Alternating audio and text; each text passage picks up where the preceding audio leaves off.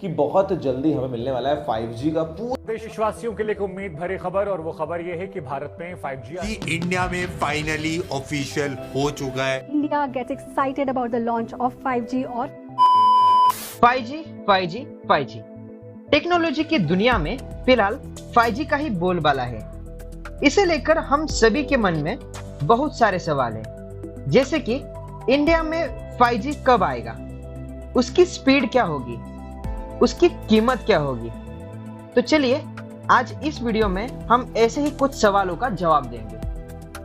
आप 5G internet की सेवाओं के बारे में पिछले कई सालों से सुनते आ रहे होंगे, लेकिन भारत में 5G सुविधा एग्जैक्टली कब शुरू होगी, इसका जवाब किसी के पास नहीं था। रिलायंस इंडस्ट्री की एनुअल जनरल मीटिंग में बिजनेस टाइकून मुकेश अंबानी ने कहा था कि जियो 5G की दुनिया का सबसे बड़ा 5G नेटवर्क होगा। शुरुआत में दिल्ली, मुंबई, चेन्नई, कोलकाता में दिवाली तक 5G सेवा शुरू होगी। इसके बाद दिसंबर 2023 के पूरे होने तक देश में 5G सुविधाएं उपलब्ध होंगी। इस वीडियो को देखने से पहले अगर आप इस चैनल पर नए हो तो चैनल को सब्सक्राइब कर दीजिए और बेल आइकन को प्रेस करना ना भूलें। और अगर आपको यह वीडियो अच्छी लगी हो तो इस वीडियो को लाइक एंड शेयर करना ना भूलें। अब जरा भारत में 5G की वर्तमान स्थिति पर एक नजर डालते हैं।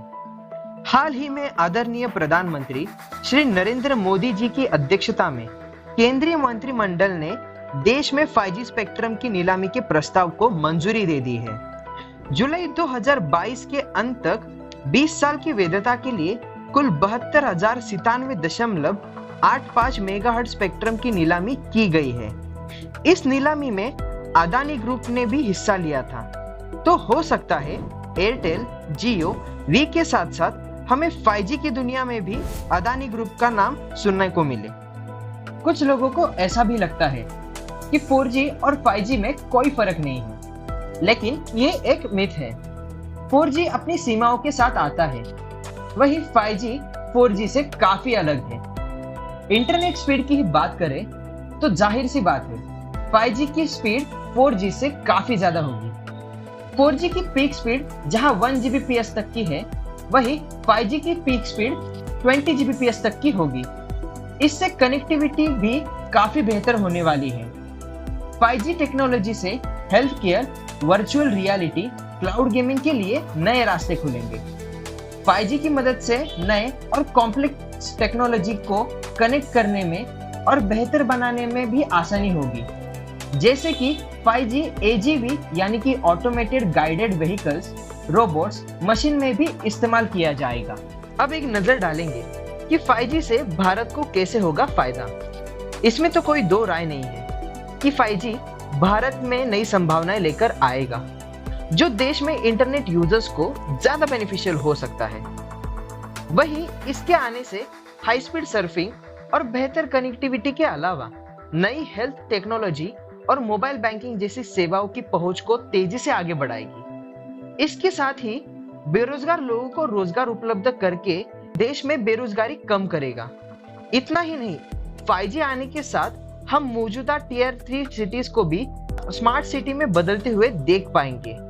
यह लोगों और बिजनेसेस को तेजी से विकसित होने में भी सहायता करेगा। साथ ही में आने वाले भविष्य में 5G एनहांस डिजिटल इकोनॉमी के बदौलत नागरिकों को सामाजिक और आर्थिक लाभ का भी फायदा मिलेगा। ये बात किसी से छिपी नहीं है कि भारत ने 5G की इस नई टेक्निक को अपनाने में पहले ही देर कर दी है, जिसका मतलब है कि 5G सेवा से होने वाली कमाई एक्सपेक्टेशन के मुताबिक नहीं हो पाएंगी।